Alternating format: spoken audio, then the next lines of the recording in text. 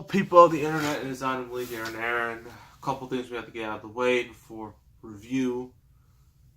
First off, you're probably curious, I did a gameplay video today. I put it up, TMNT 2007, but I put part 1 in the title, and you're probably wondering, well, why would you do that? Don't you usually do one game? Well, with that game, originally I just did Leo and Raph.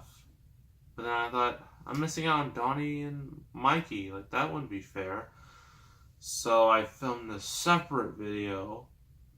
Well, it was originally supposed to be one separate video about, Donnie's level and Mikey's level. But that ended up being so freaking long, especially Mikey's level. It took forever. I'm going to split that video in half. So this is going to be a 3-parter, a trilogy of Ninja Turtles 2007 gameplay.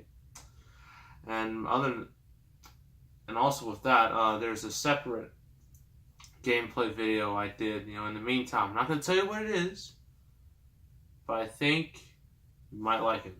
Maybe. I don't know.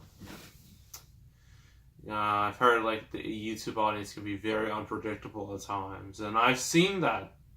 I mean, people saw the 2003, Ninja Turtles 2003 series game and Astro Boy video, and those are doing extremely well. I still don't understand that, but it's weird. So a small thing on that. Also, I got a game for gameplay. Probably very soon.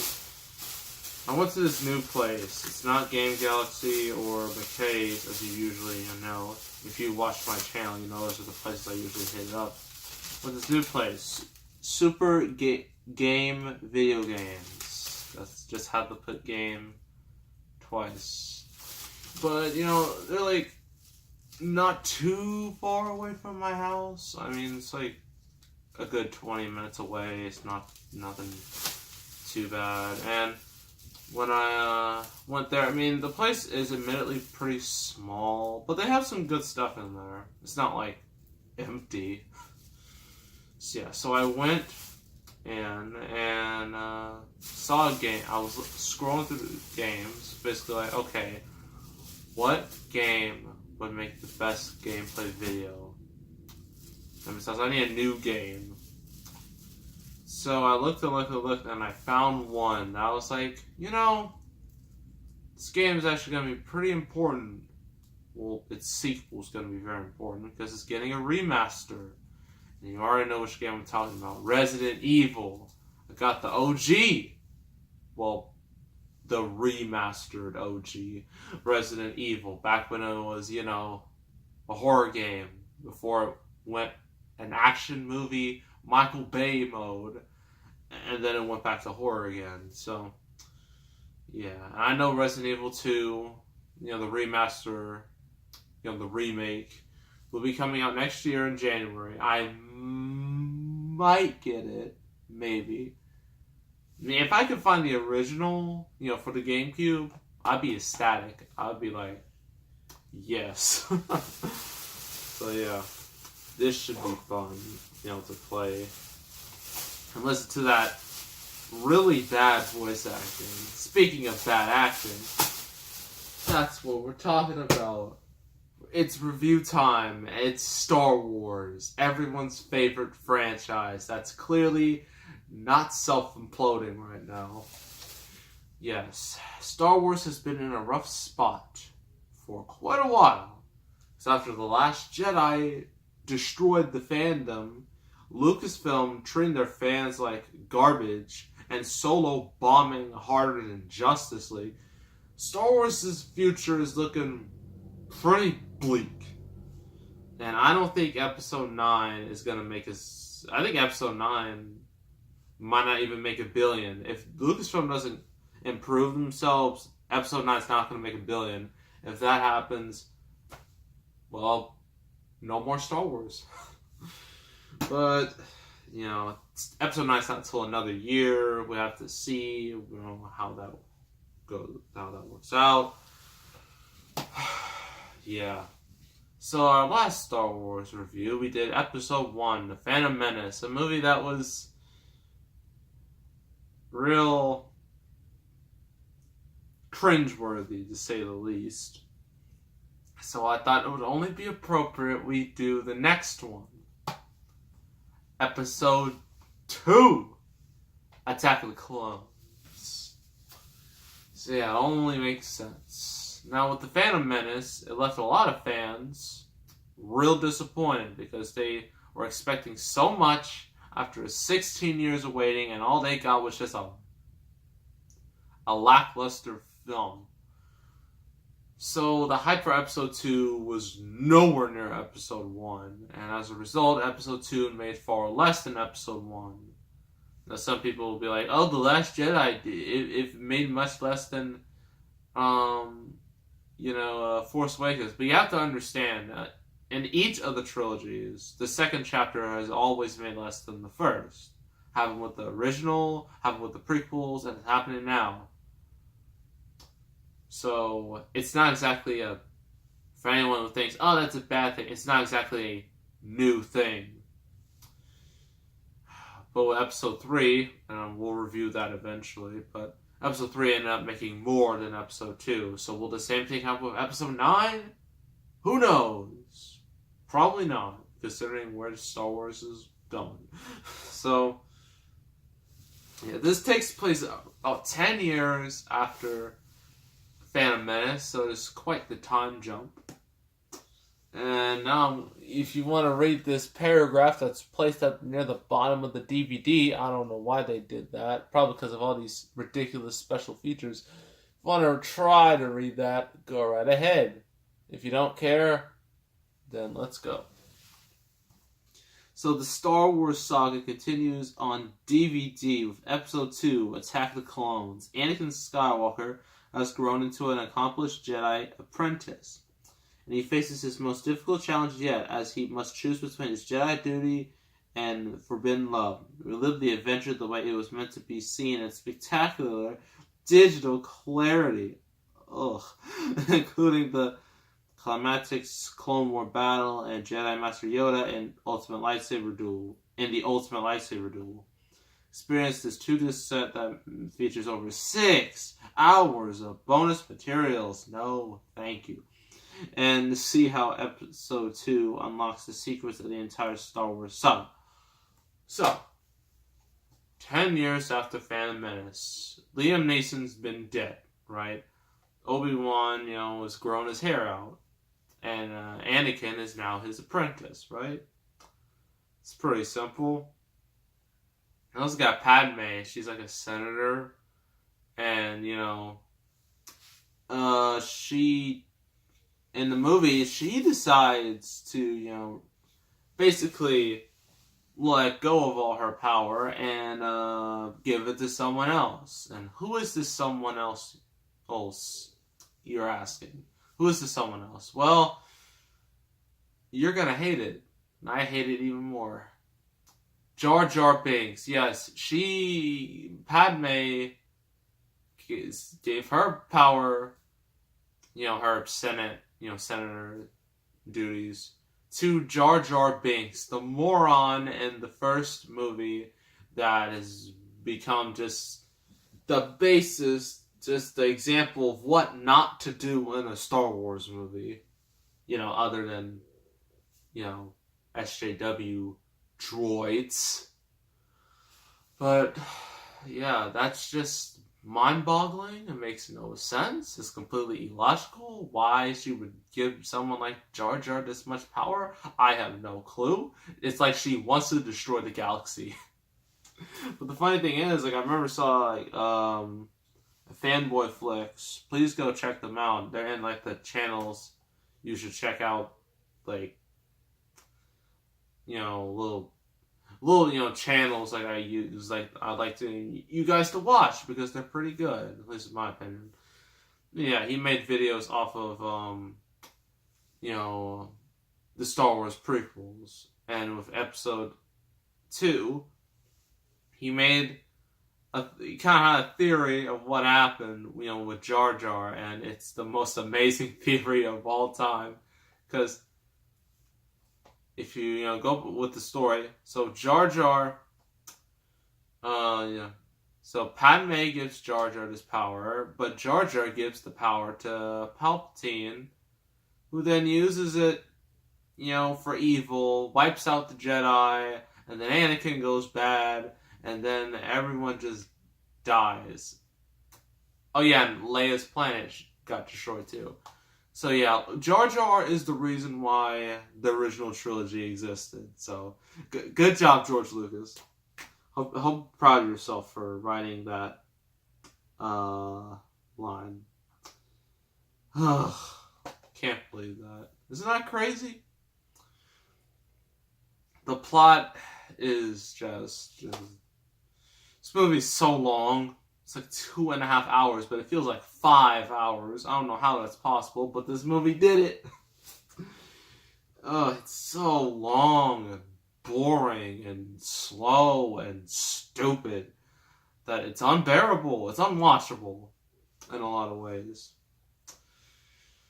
So let's go through the pros and the cons. So the pros: Ian McGregor as Obi-Wan Kenobi.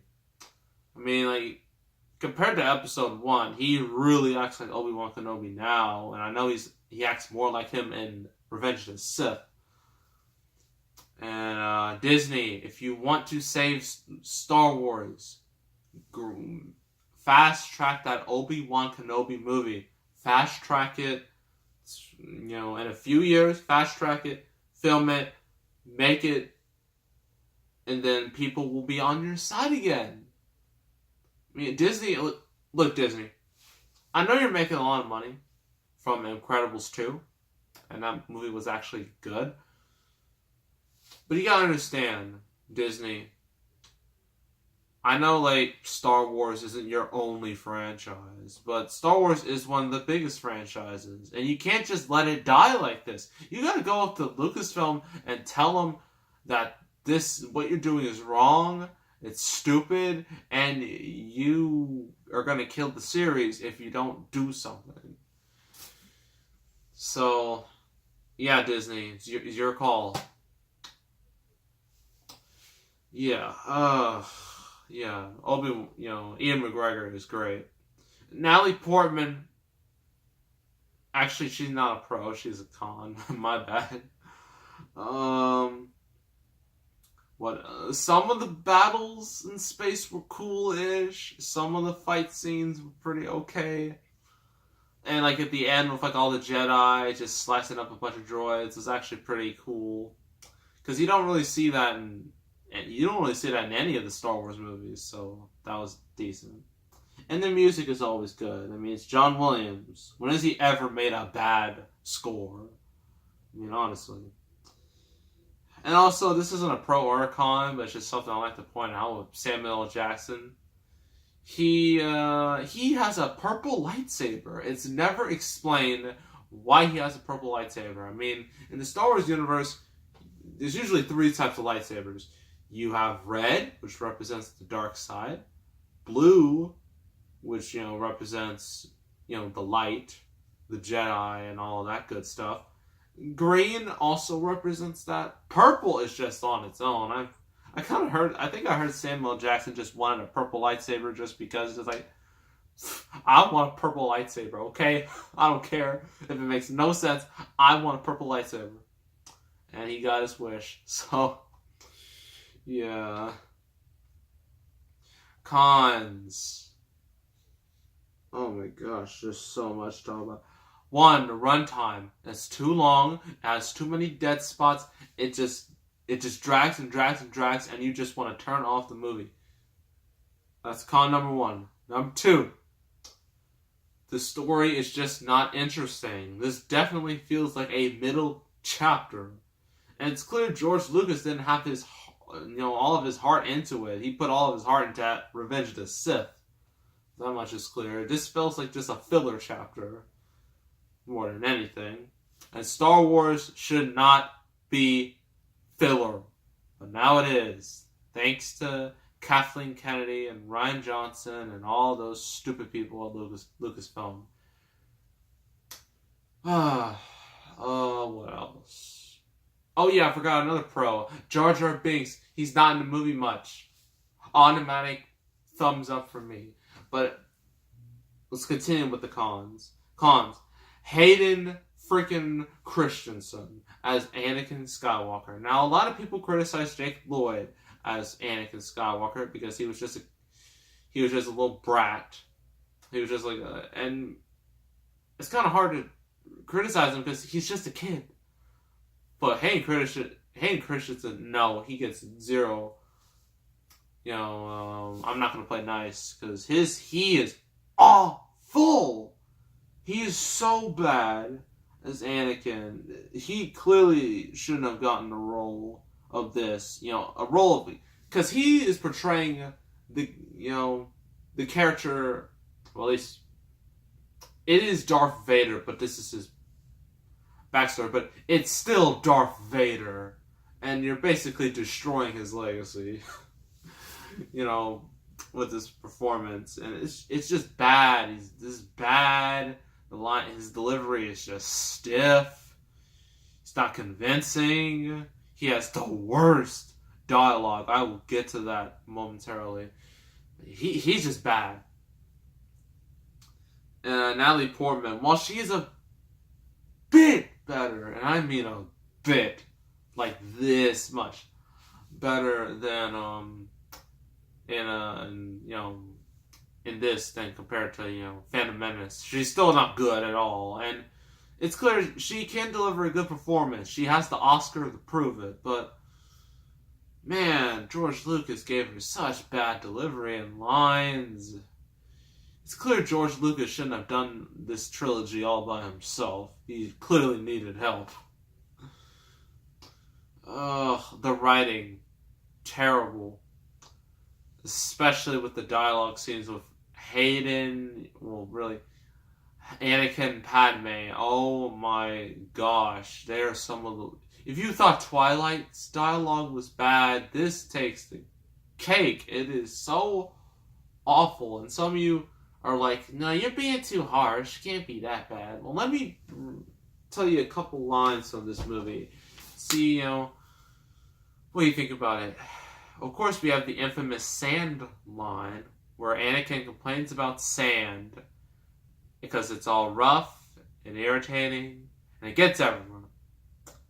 That's one infamous line. And another infamous line, he tells the Padme, she's just like, you've grown so much. And Anakin's like, no. Well, actually, she says, you changed so much. And then Anakin's like, you haven't changed one bit. You're exactly how I remember you in my dreams. And I'm like, someone called the police? This guy is a stalker. That sounds like a stalker, 100% stalker, if I ever heard one. Of course, there's also, where Padme's just like, please stop looking at me like that. And then Anakin's just like, look at you like what? And Padme's just like, it makes me feel uncomfortable. And then he just looks at her with the creepiest expression ever. And you're just like, how am I supposed to cheer for you? How am I supposed to care for you? How am I supposed to like you? By doing this, you make me, you don't make me, want to cheer for you. You make me want to call the police. Oh yeah, there's also a stupid picnic moment where they're like having a picnic and then Anakin's like riding a creature and then they just play in the grass, they roll around, and you're just like, what is this? I thought this was Star Wars. I thought this was about action and the light and the darkness. This is not Star Wars. Not at all. What else? The CGI, and I know some of you might complain, some of you might get mad at me. You're gonna be like, Malik, the movie came out in 2002. CGI wasn't all that great back then. You shouldn't criticize it so harshly. But the problem is, there's too much of it in there, and and it really shows its age. It looks really bad and super fake too. You can clearly see the green screen. You can clearly see where it's clear, like a lot of CGI characters, it's clear nothing's there. When you look at CGI characters today, they make it look like they're actually there. With Episode 2, Attack of the Clones, they're not there. They are fake. They are air. They are nothing. That's what they are, and it's pretty obvious there's nothing there. And that's unacceptable. And I know, and let's just say, since Spider-Man, the original Sam Raimi one, came out around the same time, yeah, the CGI in that was very wonky, but it was limited. It wasn't in the whole movie, okay? But this one is just all over the place, and it's just bad. Really, really, really bad. The story is just not interesting. Yeah, they already tell it, but the story is just not interesting at all. And also the Clone Wars, Attack of the Clones. Also, this was like this Star Wars movie directly led to the Clone Wars, which is a much, much, much, much, much, much, much, much, much, much better product. Well, the movie was terrible, but the TV show is really good. Now, I haven't seen much of that TV show. And since it's off of Netflix, I don't know how to watch it. And besides, all the episodes are out of order, which is fun. But yeah, I heard it's so much better than this terrible movie. Yeah, the CGI is just... Yeah, I think that's about it. I think that's everything I have a problem with. Oh yeah, the Clone Wars. Yeah, actual clone... Attack of the Clones. That's not even, like, the main issue in the movie. Like, what was the point of calling it Attack of the Clones if the clones were going to have a big role anyway? It makes no sense. It makes zero sense. I guess George Lucas just didn't have a creative enough title, and he just went, Attack of the Clones. It sounds cool. That's the title. We're going to make money. So that was Episode 2, Attack of the Clones. Terrible. Terrible, terrible, terrible. The only good things in this movie are some of the action scenes, some of the space battles, the music, Ian McGregor as Obi-Wan Kenobi, less Jar Jar, but the writing, the story, Anakin, Padme, their relationship, their dialogue, Anakin being a stalker, the CGI, all terrible. So I'm going to give this, some of you might think I'm being super harsh, but this is how I feel. 3 out of 10. I hate this movie. I thought this would be better than Phantom Menace. I really thought it was going to be better, but it wasn't. I actually think it was worse than Phantom Menace. Because at least that movie, had some decent scenes in there. At least we had, like, the double lightsaber with Darth Maul. He's got that awesome moment. This doesn't have any of that. It's just a terrible movie. But I do know for a fact that Episode 3 is better than this. I just know it's better than this. So, this movie sucks. If you like it, great. Personally, it's terrible.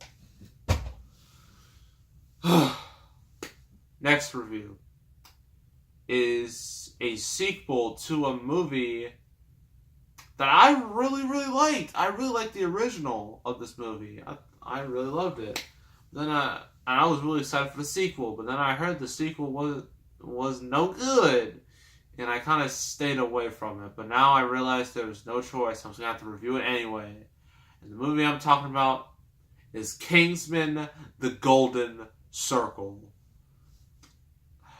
And I hope it's not a super disappointment, because that would really suck. But, I thought Attack of the Clones would be better than Phantom Menace, but that's not what I got, so anything goes at this point. So make sure to subscribe, like this video, leave a comment, and I will see you all next time. And I am out.